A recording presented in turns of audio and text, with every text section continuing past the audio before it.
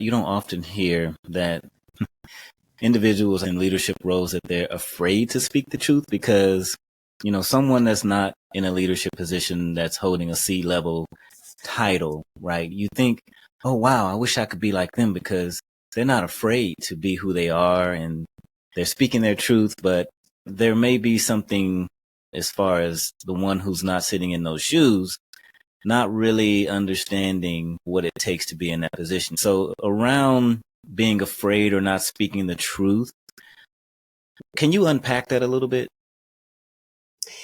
In general, people are afraid to make mistakes, right? We always want to be perfect because we know that we are imperfect. That kind of ties to the perception about us that we made a mistake. That means we don't know something, right? But in order to grow and in order to actually do the right thing, sometimes you do have to make mistakes. And within the business landscape overall, within this context that we're talking about, sometimes those mistakes happen. There's so many hacks that we've experienced in the past couple of years, and the hackers are getting smarter and smarter. I don't know where my phone, for example, leaked, where my phone number or email leaked. Just in the past couple of weeks, I kept receiving spam emails, spam calls, and I'm not even picking them up. So they're getting smarter with AI. We've also heard scary stories, right? How they imitate your voice, how they do the research and they imitate your story.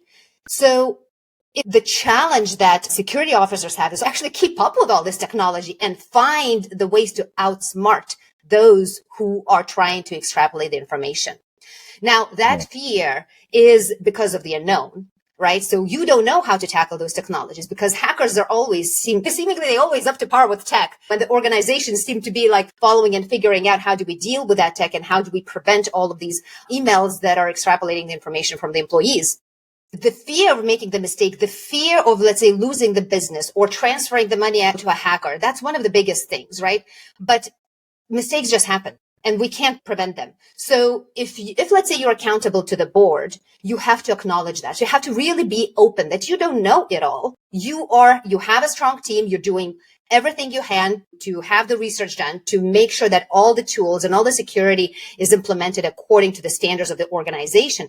But it's not necessarily that you know it all, right? And you have to just be transparent in how you communicate and how you tell that story, right, of what your department is doing so that it's relevant to the business and to the board to hear about it.